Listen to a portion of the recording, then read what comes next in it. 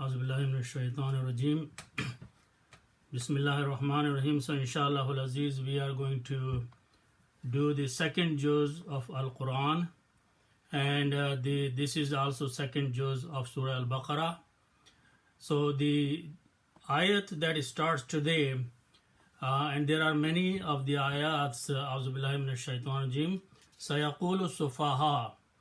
Here the description from Allah subhanahu wa ta'ala is about the change of Qibla from Baitul Maqdis to Kaaba, Al-Kaaba. When Prophet sallallahu alaihi wasallam migrated to Al-Madinah, at that time he was facing Baitul Maqdis while he was performing his prayers. And it was his utmost desire, and he was expecting and looking forward that Allah subhanahu wa ta'ala will permit him to change the Qibla and face Al-Kaaba. So many ayats are about that. So when the hukm of Allah subhanahu wa ta'ala came, then some people started criticizing Prophet sallallahu alaihi wasallam that what was the reason that he changed the Qibla. So the ayat starts with Sayaqulu Sufaha'u minan nas. Allah subhanahu wa ta'ala is saying that among the people, some of those will say, and Allah subhanahu wa ta'ala is calling them Sufaha, the foolish people, Ma wallahum, what has made him turn an qiblatihum allati kanu alayha, the qibla that he was upon before. So Allah subhanahu wa ta'ala is responding by saying, Qul lillahi al-mashriq wal-maghrib, say the east and the west all belong to Allah subhanahu wa ta'ala. Yahdi man yasha'u ila siratim mustaqim, he guides whomsoever he desires and he wishes. Then the command came. Little further Allah says that Fawalli wajhaka shatr al-masjid al-haram. O Prophet, turn your face towards the Masjid al-Haram. And then Allah subhanahu wa ta'ala is commanding all his followers, فَوَلُّوا وُجُوهَكُمْ شَطْرَهُ, you also turn your faces into that direction where the Prophet ﷺ is facing now. Then after that, Allah subhanahu wa ta'ala reveals several ayat. One of the ayat is about that, الَّذِينَ آتَيْنَاهُمُ الْكِتَابَ يَعْرِفُونَهُ كَمَا يَعْرِفُونَ أَبْنَاءَهُمْ. Those people to whom the book was given before Quran, when they see this prophet and this book, they recognize like their own children, they recognize, which means they have no doubt about that. Then we continue, Allah subhanahu wa ta'ala, then in one of the ayats a little further, is responding the dua of Ibrahim alayhi salam and Ismail, which we learned yesterday. He made the dua that, O Allah, appoint a messenger. So Allah subhanahu wa ta'ala in today's ayat is pointing out, Kama arsalna fikum rasulan, and that's how we have sent among you a messenger. Yatlu alaykum ayatina, he is reciting to you our verses. وَيُزَكِّيكُمْ, and he is purifying you. وَيُعَلِّمُكُمُ الْكِتَابَ وَالْحِكْمَةِ, and he is teaching you the book and the wisdom. وَيُعَلِّمُكُمْ مَا لَمْ تَكُونُوا تَعْلَمُونَ, and he is teaching you those things which you did not know. Then the ayat continues, and then Allah subhanahu wa ta'ala is addressing the mankind in a very strange situation. When people fall into certain difficulties, what happens? Allah says, these are the tests that we give to people, and we want to judge them. How are they responding? How are they behaving? How are they coming back to us? So Allah subhanahu wa ta'ala says, وَلَنَبْلُوَنَّكُمْ بِشَيْءٍ مِّنَ الْخَوْفِ. Definitely we are going to test all of you by the first thing, min al-khawf, the fear will come to you, wal-ju', and the hunger will come to you, وَنَقْسِمْ مِنَ الْأَمْوَالِ, and you will be suffering losses in your wealth, wal-anfusi, and you will be suffering the loss in yourself, which means the sickness will come, the death will come, وَالثَّمَرَاتِ and your provisions. Allah says, how should you respond? وَبَشِّرِ الصَّابِرِينَ give good news to those who have patience. Then a very important thing Allah subhanahu wa ta'ala is mentioning, الَّذِينَ إِذَا أَصَابَتْهُمْ those are the people when some affliction, some difficulty befalls upon them, musibat falls upon them, قَالُوا إِنَّا لِلَّهِ وَإِنَّا إِلَيْهِ رَاجِعُونَ they say we are for Allah and to Allah we are going to return. Now this particular statement, Inna lillahi wa inna ilaihi raji'un, for some reason, for I don't know why, most of the people recite this ayat only when they find someone is dying or someone has died. This should be recited all the time whenever there is an affliction, there is a difficulty, there is a problem, any situation that comes. Allah subhanahu wa ta'ala is teaching that recite this dua and have patience. So this is what Allah subhanahu wa ta'ala is teaching. Then we will continue. And Allah subhanahu wa ta'ala in one of the ayats is this surah is full of ahkamat. So after every few ayats, a new hukum, a new ahkam will be coming. So here one of the hukum is Allah subhanahu wa ta'ala is saying, Innama harrama alaykumul maytata. Indeed, we have only made haram upon you, forbidden upon you, what is dead, which has died in a natural way. Waddama, and the blood which is flowing. Walahmal khinziri, and the swine flesh. And the other thing very important, Wama uhilla bihi li ghairillah, anything that has been attributed towards other than Allah subhanahu wa ta'ala, with a little permission that if someone is in the state of really hunger, then some permission is given. Then Allah subhanahu wa ta'ala after that continues to another ayat which is about qisas. The qisas is the retribution. When someone kills someone knowingly or purposely or unknowingly, Allah subhanahu wa ta'ala has set up a qisas, a retribution for that. And I will mention that Allah subhanahu wa ta'ala says, Ya ayyuhalladhina amanu kutiba alaykumul qisasu fil qatla. O those of you believe, it has been decreed upon you the retribution in the case of a murder. And then Allah subhanahu wa ta'ala gives a list of the things that how and why if a murder should take place, what are the other possibilities for punishing or any other retribution for that. After that, we reach to the ayat of month of Ramadan in this surah, in this juz. Allah subhanahu wa ta'ala is saying, Ya ayyuhalladhina amanu kutiba alaykumus siyamu. O those of you who have believed, it has been decreed upon you the fasting. And Allah says this is nothing new. Kama kutiba ala alladhina min qablikum. Same as the people before you were given the commandments of fasting. Allah says ayyamam ma'adudat. These are just few days. And then Allah subhanahu wa ta'ala gives a permission. But before that, Allah subhanahu wa ta'ala says Shahru Ramadan alladhi unzila fihi al-Quran. The month of the Ramadan is that in which the Quran has been revealed. Allah says, Fihi hudal linnas. In this Quran, there is the guidance for the people. Wa bayyinatim min al huda, and there are clear signs of the guidance and wal furqan and criterion. And then Allah defines a condition here. Faman shahida minkum ash-shahra. Whosoever is present in this month of the Ramadan, فَلْيَسُمْهُ, let him fast. And it's an emphasis here. Sometimes you can say he must fast if he's in a condition to fast.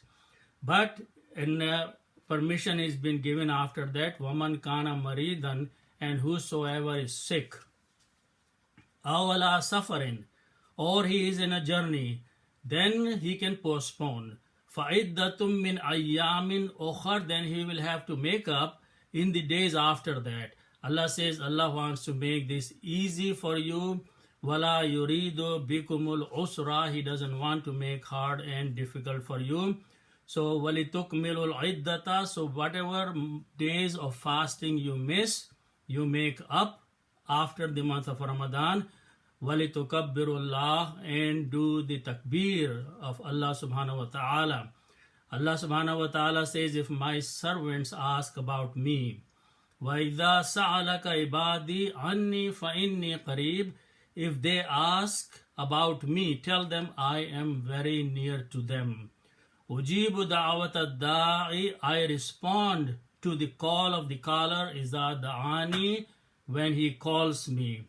فَلْيَسْتَجِيبُوا لِي, so you turn toward me and asking for the help and everything else.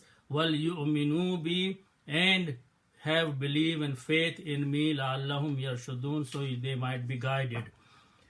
After that, there is an ayat which is a very beautiful ayat, Allah subhanahu wa ta'ala, and this is in the context of the month of Ramadan, but it has a different context also. Allah subhanahu wa ta'ala is talking about the relationship between a husband and wife by saying a very simple 3-4 words, Hunna libasul lakum wa antum libasul lahunna. Hunna means these husband and wife, the wives are your garment, the libas. Wa antum libasul lahunna, and you, the male husbands, are the garments for them. Now, before I explain this ayat, in Allah subhanahu wa ta'ala in Surah Al-Araf has used the same word libas, and there he defines what libas is. Allah subhanahu wa ta'ala says that we have sent down libas upon the mankind, and it has 2 purposes. First, it covers the shame and covers the deficiency in a person. The other thing is a beautification both for male and female. And then Allah subhanahu wa ta'ala, after that, there is another libas, another dress, another garment. Allah subhanahu wa ta'ala calls that libasu taqwa. So after following that definition of the libas, in this ayat, Allah subhanahu wa ta'ala is saying that your wives are your garment and you are the garments for them. What does it mean? Because the garment covers and hides the deficiency. So you are going to cover and hide the deficiencies and the difficulties that come for your husband, and husband is going to hide the deficiencies that you have. Okay, number 1. You are beautification for each other. That's another definition Allah subhanahu wa ta'ala says in Surah Al-Araf. So, men are the beautification for the women, women are the beautification for the men. They support each other, they help each other, they bring each other to a higher status. And then Allah subhanahu wa ta'ala said in that surah, the libasu taqwa dhalika khair. So here husband and wife help each other to achieve the piety, the taqwa, the consciousness of Allah subhanahu wa ta'ala. So then Allah subhanahu wa ta'ala at near the end of this topic of surah, the fasting, Allah subhanahu wa ta'ala is telling the timing, kulu washrabu, eat and drink, hatta yatabayyana, until it becomes clear, lakumul khaytul abyadu minal khaytil aswadi minal fajr. Up to the time of the fajr, continue eating the sahur until you see that in the darkness of the background, a white thread starts appearing. That is the time you stop eating, and the fasting starts at that time. Then the surah continues, and then there are ahkamat about the Hajj. Allah subhanahu wa ta'ala is saying, وَأَتِمُّ الْحَجَّ وَالْأُمْرَةَ لِلَّهِ, and perform and complete the Hajj and Umrah for Allah subhanahu wa ta'ala. Then Allah subhanahu wa ta'ala in these next several ayats describes the rituals and the manasik of the Hajj that needed to be done. So first of all, Allah subhanahu wa ta'ala mentions that Al-Hajju Ashhurum Ma'lumat. The months of the Hajj are well known. فَمَنْ فَرَضَ فِيهِنَّ الْحَجَّ, so who has made obligatory upon him to go for the Hajj, and he goes there for the Hajj, there are certain things that he must do, there are certain things he must not do. فَلَا رَفَسَ, no intimate relationship. Wala fusuqa, no dispute, no argument when you are at Hajj. No disobedience of Allah subhanahu wa ta'ala. Wala jidala, no fighting with one another. Fil Hajj, in the time of the Hajj. Allah subhanahu wa ta'ala says, وَمَا تَفْعَلُوا مِنْ خَيْرٍ يَعْلَمْهُ اللَّهُ. And whatever you do of the good, Allah subhanahu wa ta'ala has the knowledge of that. وَتَزَوَّدُوا فَإِنَّ خَيْرَ الزَّادِ التَّقْوَى. Allah says, when you depart for the Hajj, make sure that you take enough means with you, and taqwa is better than anything else. Allah subhanahu wa ta'ala continues about the other manasik Hajj. Then he talks about Arafat. فَإِذَا أَفَدْتُم مِّنْ عَرَفَاتٍ فَاذْكُرُوا اللَّهَ عِنْدَ الْمَشْعَرِ الْحَرَامِ. Ayat is very important. Allah subhanahu wa ta'ala says, when you are in Arafat, you have performed the staying in the Arafat, the rituals of the Arafat, then proceed in the Mash'ar al-Haram. Mash'ar al-Haram is Muzdalfa. So you go there and you perform and do the dhikr of Allah subhanahu wa ta'ala kama hadakum, as He has guided you. Then after that, the next ayat, without naming all these places at the time of Hajj, if you read the ayat, they will tell you where you are. Thumma afidu min haisu afad an-nas. Then from Muzdalfa come back to Mina. That's what is being there. It's being said here. After that, Allah subhanahu wa ta'ala says, فَإِذَا قَضَيْتُم مَنَاسِكَكُمْ. When you have completed all these rituals and manasik of Hajj, فَذْكُرُوا اللَّهَ. Do the zikr of Allah subhanahu wa ta'ala. And then Allah subhanahu wa ta'ala teaches us this best of the dua that we say in the salat all the time. رَبَّنَا آتِنَا فِي الدُّنْيَا حَسَنَةً وَفِي الْآخِرَةِ حَسَنَةً وَقِنَا عَذَابَ النَّارِ. And then Allah subhanahu wa ta'ala says, then you go from there, do the tawaf wida, and then come back and do the sacrifice, and all those things are mentioned here one by one. Then the surah continues. Allah subhanahu wa ta'ala in one of the ayats after that say, Yas'alunaka, O Prophet, they are asking you about something. What are they asking? Anil khamri wal maisir. They are asking about you the drinking and the gambling. Allah says, Qul, say, O Prophet, Fihima ithmun kabirun. In both of these things, the drinking and the gambling, ithmun kabirun, there are very, very major sins, wa manafi'u linnas, and very little benefit for the people. And ithmuhuma akbaru min naf'ihima, and the sin is very much bigger than the benefit. Allah says, وَيَسْأَلُونَكَ مَاذَا يُنْفِقُونَ. Listen and pay attention to this ayat, part of this ayat. O Prophet, they ask you what is that they should spend. Allah subhanahu wa ta'ala is telling Prophet sallallahu alaihi wasallam, قُلِ الْأَفْوَ. Whatever is extra, more than your own needs, go and spend that for the sake of Allah subhanahu wa ta'ala, in the path of Allah subhanahu wa ta'ala.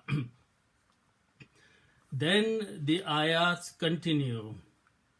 Allah subhanahu wa ta'ala after that is saying, وَقَدِّمُوا لِأَنفُسِكُمْ, and send before you arrive to your destination, which is the akhirah, before you leave the worldly life, send whatever you can send ahead of you, لِأَنفُسِكُمْ, that will be only for your own selves.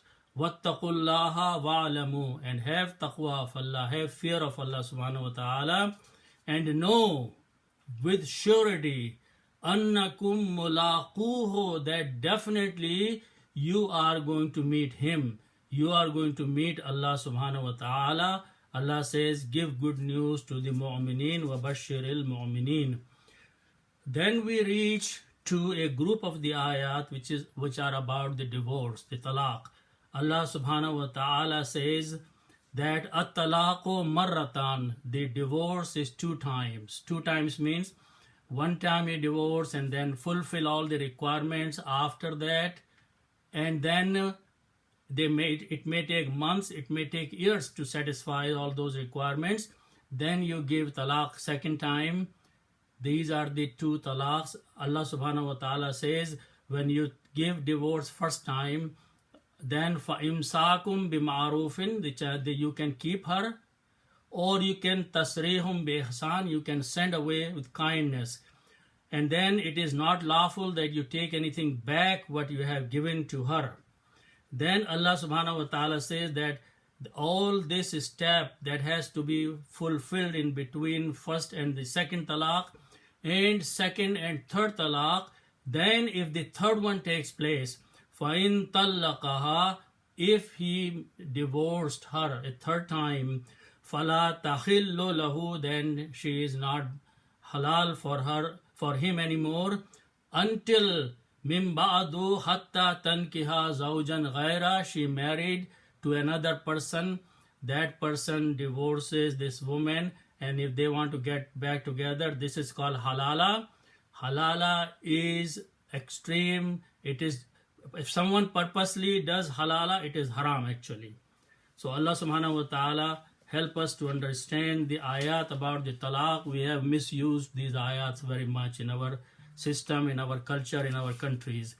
Allah subhanahu wa ta'ala says that فَإِذَا طَلَّقْتُمُ النِّسَاءَ, if you have divorced the women, فَبَلَغْنَا أَجَلَهُنَّ, and the prescribed period has gone, فَلَا تَعْضُلُوهُنَّ, then Allah subhanahu wa ta'ala is warning the other people, the relatives of the husband and the wife who are divorced now, if they want to get back and they want to get married again, أَن يَنْكِحْنَا أَزْوَاجَهُنَّ, if the women want to marry their husbands, previous husbands, إِذَا تَرَادَوْا بَيْنَهُمْ بِالْمَعْرُوفِ, and both of them have agreed, do not stand in their way. If they want to remarry them, then let them remarry to each other. Allah subhanahu wa ta'ala continues that in the situation that if some woman's husband has died and she is widowed, what should she be doing? Allah subhanahu wa ta'ala says, وَالَّذِينَ يُتَوَفَّوْنَ مِنْكُمْ, and those people among you who die, pass away, وَيَذَرُونَ أَزْوَاجًا, and they leave their wives behind, which is the widows. يَتَرَبَّصْنَ بِأَنفُسِهِنَّ, these women should hold behind or should hold themselves for أَرْبَعَةَ أَشْهُرٍ وَأَشْرًا, 4 months and 10 days. فَإِذَا بَلَغْنَا أَجَلَهُنَّ, and when this period has passed, فَلَا جُنَاحَ عَلَيْكُمْ, there is no sin upon them, فِيمَا فَعَلْنَا, whatever they want to do within themselves. This time of 4 months and 10 days has been given, so in case a woman is pregnant, the pregnancy shows up and the child can be attributed to the right father, not to, if she goes and remarries, then child cannot be attributed to which man he belongs to. Allah subhanahu wa ta'ala, and I am very close to stop, one more ayat. Allah subhanahu wa ta'ala says, Hafizu ala salawati was salatil wusta, guard your prayers and guard the middle of the prayer. Allah says, Waqumu lillahi qanitin, and stand up in front of Allah subhanahu wa ta'ala in the upright manner. And then there are few more ahkamat after that, and then this takes us almost to the end of the second juz. So inshallah we'll stop here, and tomorrow we'll start the third juz, tilka rusul faddalna ba'duhum ala ba'd. May Allah subhanahu wa ta'ala accept this effort from us and help us to understand the Quran and guide us in the right way. Sadaqallahu al-Azim.